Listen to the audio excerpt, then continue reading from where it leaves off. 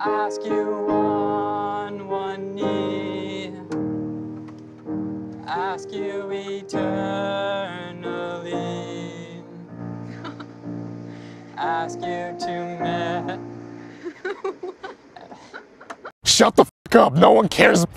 Know your fucking place, trash. Breaking news, ladies and gentlemen. Alina is engaged to Steven. This Russian chick has made the biggest mistake of her life. This Mormon knockoff version of myself is the embodiment of a red flag. Plus, he's the skinniest dude I've ever seen in my life. What's up with girls wanting to mate with genetically inferior dudes? Am I right? Have you guys heard that Big Ed and Liz are engaged as well? These are weird times. I'm in Iceland right now. It's cold as balls outside, so huddle around the campfire and let's roast this turkey named Steven together as a family. Flashback. So you don't trust me and you tried to get one of your friends. Flirt with you? So that girl, you sent her? Yes, and you didn't tell me about her, which means you lied again. We didn't really even talk. It was like 2 messages. I know 3 what you were talking about. Saudis, welcome back to the #1 YouTube channel in the entire world. Today we're talking about Steven and Alina on 9 Day Fiancé The Other Way Season 3 because things are really heating up with this couple. We can see quite clearly that Steven is a goofy religious zealot that is manipulating Alina and is actually hypocritical because he wants her to stop drinking coffee, yet he can still have premarital sex with girls. Make it make sense. Before we get started with today's video, I want to put out a disclaimer. I will be making fun of multiple religions in this video and organized religion as a whole. Don't say I didn't warn you. Throughout their relationship, communication has been something they've struggled with, and at times we have felt as a community that Alina's English and communication skills are better than Steven's, which is ironic because she's from Russia and he's from America, and she's beating him in English and communication skills. Last time we covered this couple, it wasn't as exciting as it is now. It is truly a snowball effect with this couple. Their segment is getting more and more exciting. Right now, let's take a look at that moment when Steven tells Alina exactly how many girls he has slept with before marriage. This ought to be good. Did you just drink that wine? Did you just sleep with other girls?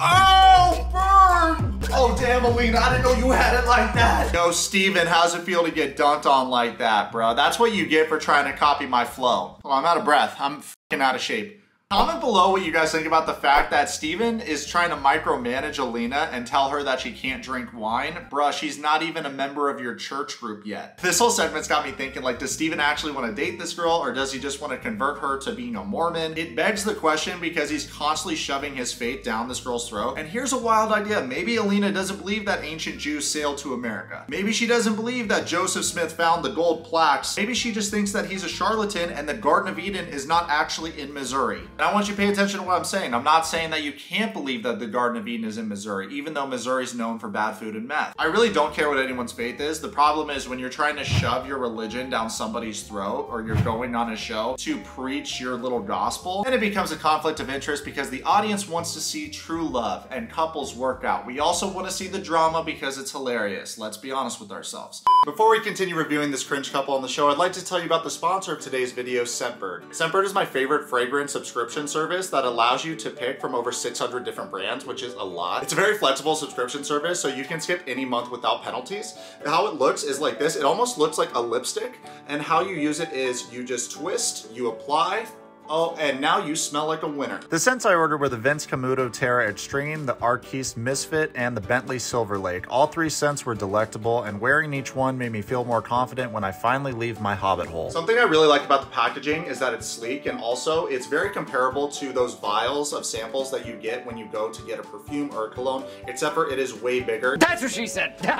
The size and shape of the packaging is perfect for your pockets. I don't know about you guys, but I like to have cologne on me just in case, you know, I'm smelling bad, maybe I'm sweating. Scentbird allows your recipient to pick out a new custom cologne every single month. Scentbird's website is very easy to navigate, and the subscription service is very easy to manage. They also have a lot of unisex options, whether you're looking for a great cologne or perfume. I personally believe the most unique thing about Scentbird is that it allows you to buy a custom perfume for a fraction of the cost. And also, I don't know about you guys, but I get a lot of anxiety when I go shopping in person for perfumes or colognes, because usually you have to get a big bottle and you don't know if somebody's gonna really like the smell, and you're you're usually paying a lot of money, as opposed to getting a loved one a subscription to Scentbird where they can actually pick out which perfume they want. I can't tell you guys how many times I bought a perfume for somebody and they don't actually like the smell, or they do that fake like, oh wow, you shouldn't have. The holidays are coming up and I think a subscription service with Scentbird is definitely the move. Why not treat yourself with Scentbird? You can get a good amount of high-end perfumes for only $16. If you guys are interested in Scentbird, make sure to use my coupon code for 30% off your first month. It'll be in the description box of this YouTube video. When you use my code for Scentbird, it's gonna make it only $11 for your first month. Also, they are now available in Canada, so that is mad luxurious. Big thanks again to them for sponsoring today's video. Now let's go back to our featured program of absolutely roasting this couple on the show.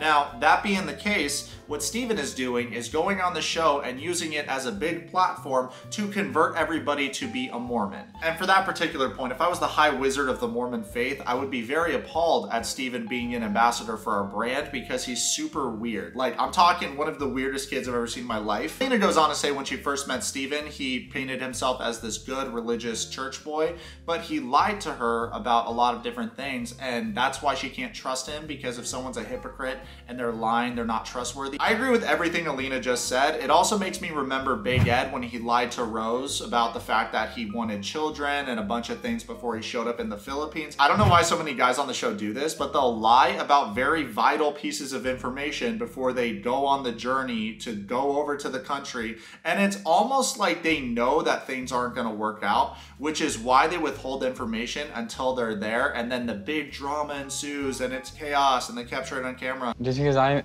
have had troubles living by all the standards of the church doesn't mean that I'm not trying to improve. That's why I was so worried about us living in the same apartment. I feel like you are hypocritical with me. Steven's very bad at communicating and picking up social cues. This has nothing to do with your self-improvement. This has everything to do with you gaslighting your girl and micromanaging her every action when she's not a Mormon yet. It has nothing to do with you improving. Now, it has everything to do with you being a liar and not being upfront with your girl before she picked up her life, put her academia on hold, and met up with you in Turkey. I have to follow the commandments, read the Book of Mormon diligently, but at the same time, you lied to me. That's why I agreed to delete my social media. I really am ready to move on and leave my bachelor life behind. That I've heard before. When Alina speaks, she does so with confidence. It's very clear, concise, and then when Steven speaks, he sounds like, well, I didn't know that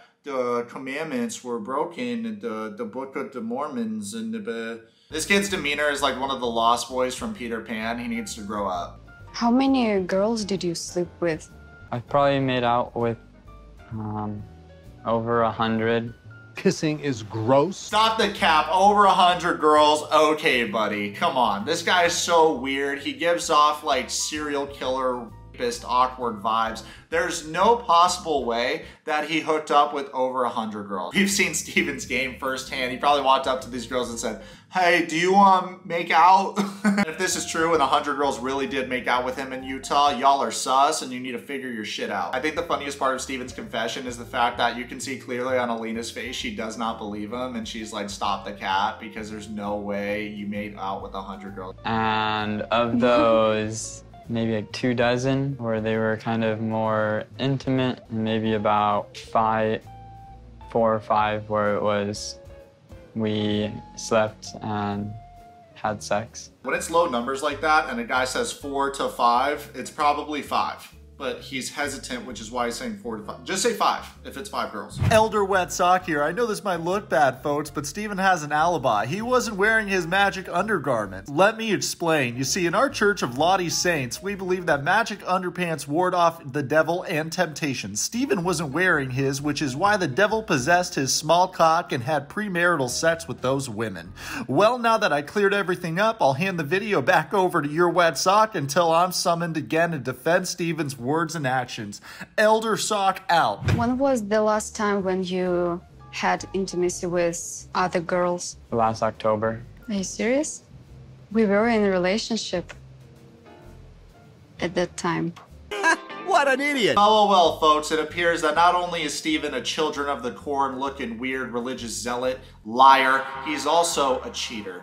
And I just can't even believe this news. I am appalled. It was towards the beginning when we had just started talking, and I had been explaining to you that I didn't feel ready to commit to a serious relationship yet. Comment below what you guys think about what Steven just said. I think that this is a very interesting way for a guy to move when he claims to be an innocent, religious little church boy. What Steven's saying here is his actions were excused because they were at the talking stage, but the reason why he kept Alina at the talking stage and told her that he wasn't ready for a relationship was because he was seeing other girls. Alina seems like a nice girl. I don't know how much she respects herself because she's with Steven, but I guarantee you Steven did not tell Alina at the time that they were talking that he was seeing other people. Steven describes his past date with the last girl he had sex with like this. Basically, we went on a date and ended up having sex while watching Star Wars. What can I say? Steven force choked that Bob, gave her the Darth dick. I know y'all are gonna say Steven's a man-child, but at least he's a man of culture. Who doesn't like Star Wars? However, if it was Lord of the Rings, I would have actually became a fan of his. What I'm really worried about for Alina is because her and Steven have a year invested, there's that thing, and I'm sure a lot of you guys can relate when you're in a relationship for so long and you feel like so much time is invested that you can fix this person or you can get back on track. And I feel like I don't want Alina to fall into that mindset, but I'm pretty sure she is. The good news is Alina calls in a care package, and that care package is her mother, who has a very serious glare, almost like Gru from Despicable Me. Alina's mom comes to visit them and make sure this couple is on the right track. Next thing you know, they're having lunch and Steven tries to convert her to being a Mormon too. Let's roll the clip of that. Could I do one of these frozen things? Could I do like half mango and half banana? I'd like some bacon tacos, please. So before Steven outright asks Alina's mother to join the church, he decides to break the ice by answering some questions about the Book of Mormonism. А почему нельзя кушать? Он указывал нашим пророкам, что нам не стоит принципы полезного питания и по здоровью. Но эти умозаключения, они основаны на каких-то реальных фактах, что кофе наносит вред человеку? Уверен, что есть. It's not true that coffee is bad for you when drank in moderation. Obviously, if you drink too much coffee, that could be bad for you, but excess anything can be bad for you. If you eat too many cheeseburgers, you're gonna be fat. He's talking about you. Steven's a blind follower of his faith that is incapable of rational thought unless it benefits him, such as getting his dick wet. Life is short, and if you want to limit yourself in this life because you think it'll get you into heaven, then do so. But don't force your ideals down your partner's throat when she's still new to the religion. Можно я попробую, мама? Глоток. Если факты, тогда нельзя. This is why I get a kick out of religious people. You think in the grand scheme of things, God cares about you drinking coffee and alcohol? You think the supreme being that created the cosmos doesn't have bigger fish to fry than those particular issues? Наверное, у вас есть какие-то опасения, особенно из-за того, что Алина собирается креститься. Просто столько всего ужасного. Там, я не знаю, продаете людей на органы. Yikes, with the laugh that deranged. Are we sure Steven doesn't sell organs? Seems a bit unfair that Alina's the only one that has to make sacrifices for this relationship. She's planning on converting to becoming a Mormon in order to be with Steven, and he's still entertaining other women on social media. Seems to me like Steven isn't ready to marry this girl, and Elder Sock tells me that Mormons believe in eternal marriage, which is why the divorce rate in the community is so low. Просто убедилась, что она понимает, что это безопасно. Это здорово, конечно. И, может быть, когда-то вы тоже можете креститься даже с бабушкой. Я думаю, это было бы очень здорово, особенно. The gamers know about killing sprees, but my Mormon homies know about those conversion sprees, am I right, lads? Steven's trying to recruit the mom into being a Mormon as well. Earlier, this dude confessed to Alina he's had sex with other girls, and one day later, trying to get the whole family to convert to his faith.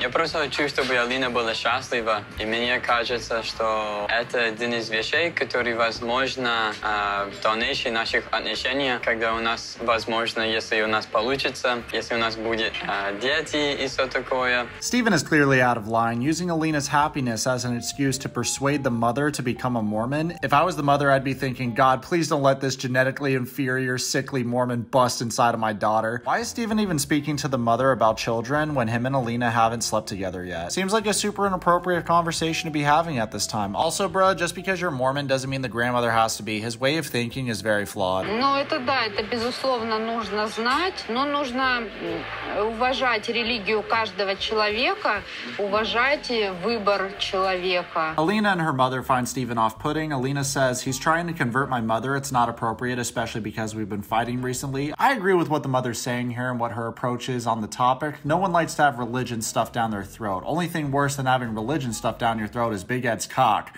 Liz, grow up. Next thing you know, Alina gives Steven the most vicious verbal uppercut. Let's play the clip. Конечно, я понимаю, что у каждого человека есть выбор. Соблюдать эту заповедь или не соглашаться? Да, я не могу пить кофе, но зато Стивен может нарушать заповедь целомудрия.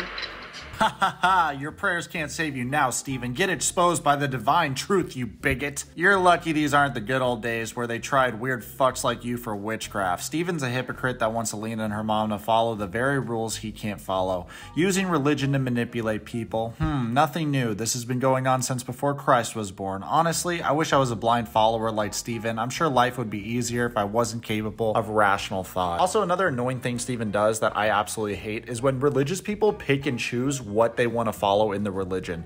For example, Steven's like, I don't drink coffee. Yeah, but you have premarital sex. Like, you might as well just not follow any of the rules. I was not expecting that this would be how lunchtime would go. Alina told her mom that I'm not a virgin, and Alina's mom is just, pew, pew, pew, you know.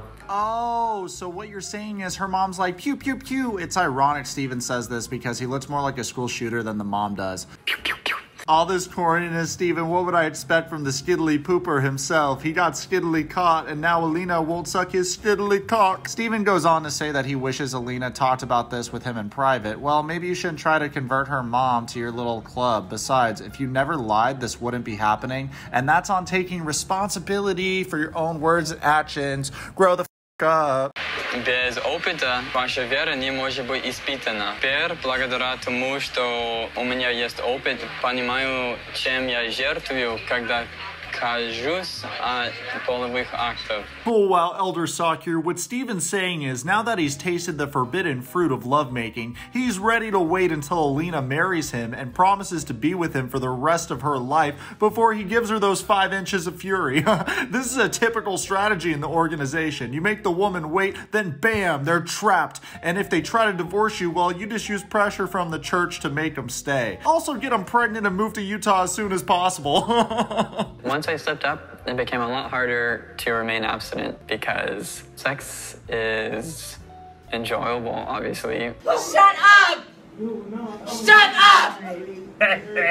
And it's kind of like eating vegetables after you eat a candy bar. Yeah, man, it's kind of like eating ass after a candy bar or whatever. He reminds me of that movie 40-Year-Old Virgin and Napoleon Dynamite all rolled into one. This kid is so weird. I have so many jokes brewing. I'm sorry, Wetsock community. I have to make a part 2. I feel like this season isn't boring all because of Steven and Summit's parents now. I hope y'all enjoyed today's video. Part 2 will be out soon. Let me know what you guys think about our guest, Elder Sock, in the comments below. Don't forget to subscribe. Let's be red. Let's be red. Follow me on Twitch and on Instagram right now.